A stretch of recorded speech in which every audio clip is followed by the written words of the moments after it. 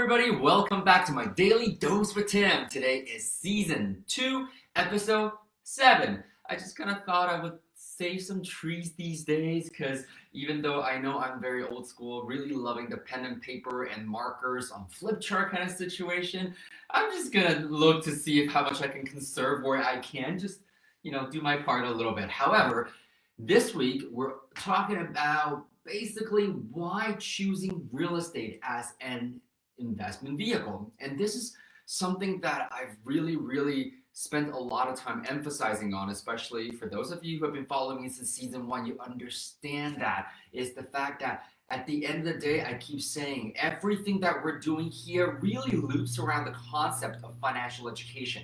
We are just choosing one of the, in my personal opinion, best asset classes to actually help you build your monthly cash flow as well as the long-term wealth that you are looking for.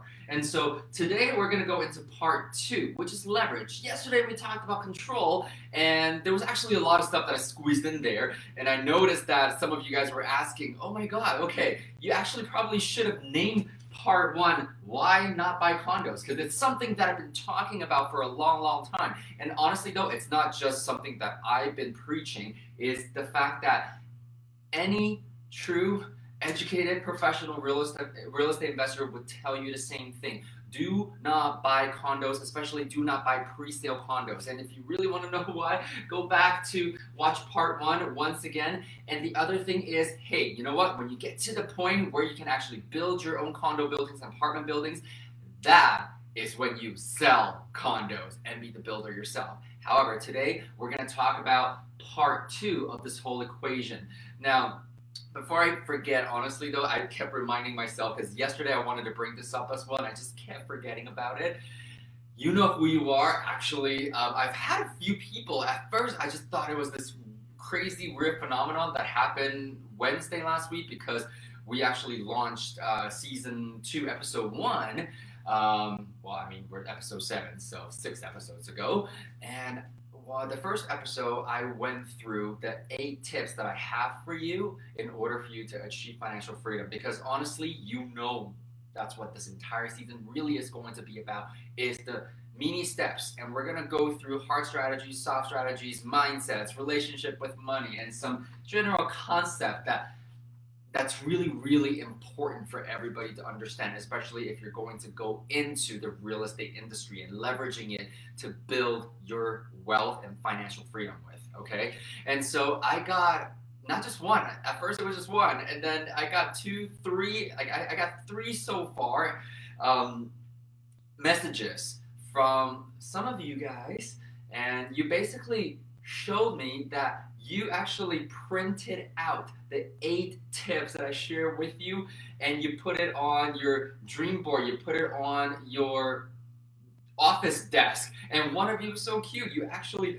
printed it out and laminated it, and you said that this is basically gonna go into your wallet and your purse to remind you every single day. So that's honestly though beyond what I could have imagined. So thank you for sharing that with me. I'm so happy that you're getting something out of this, and that's really ultimately what I want, because I do see a lot of people get into trouble with real estate the same way that I did early on. And that's also why I decided to get myself educated, to really learn about what investing truly is about, and then choosing the vehicle for me, and that is real estate.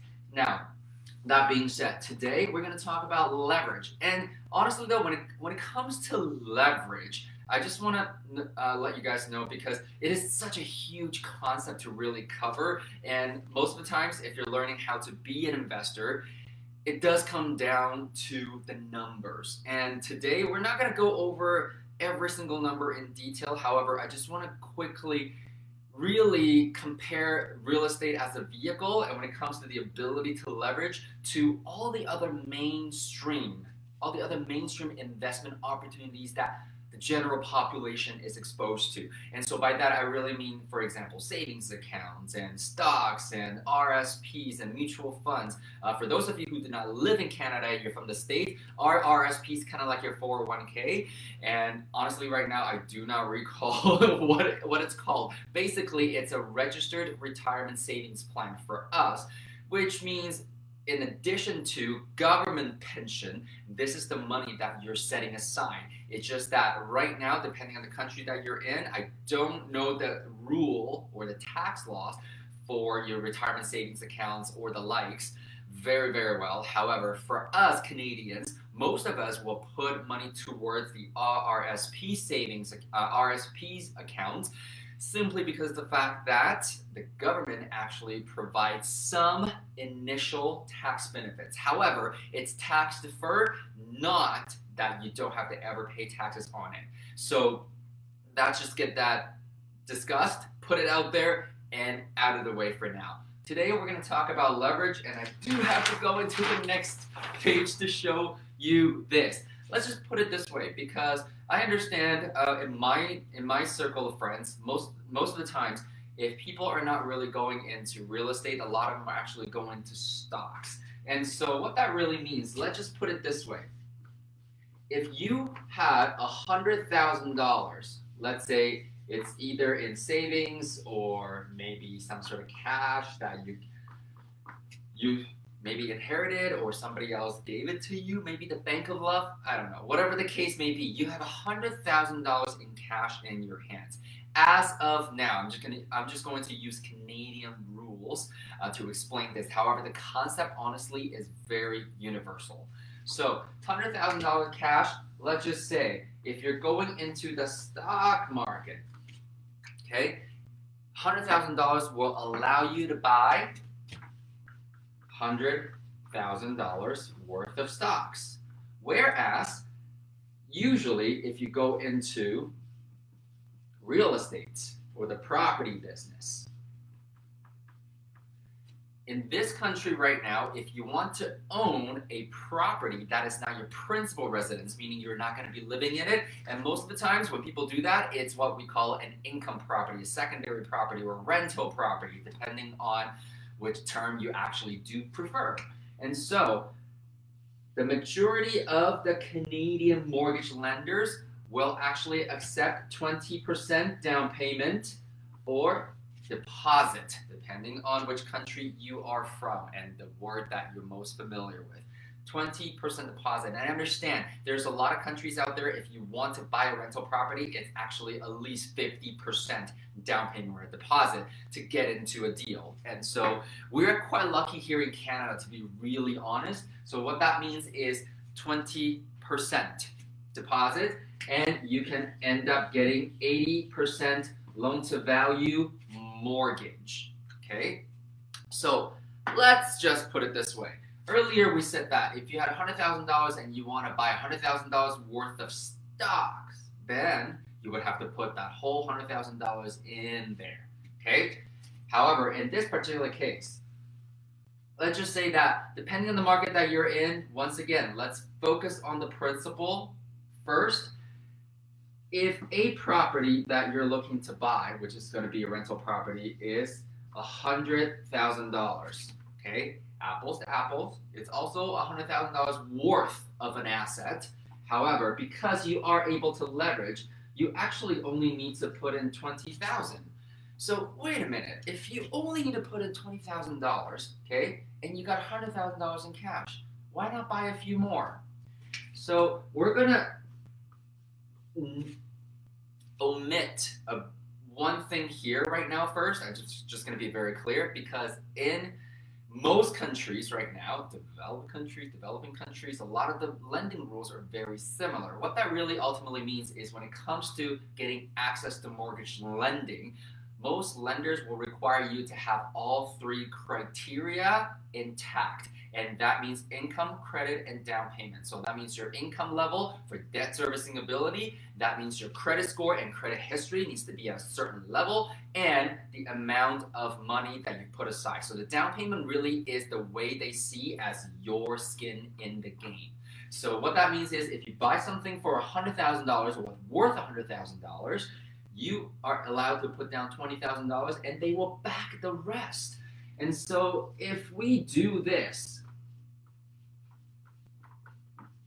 5 times, then that means you actually get to use up your, I probably should have drawn it differently.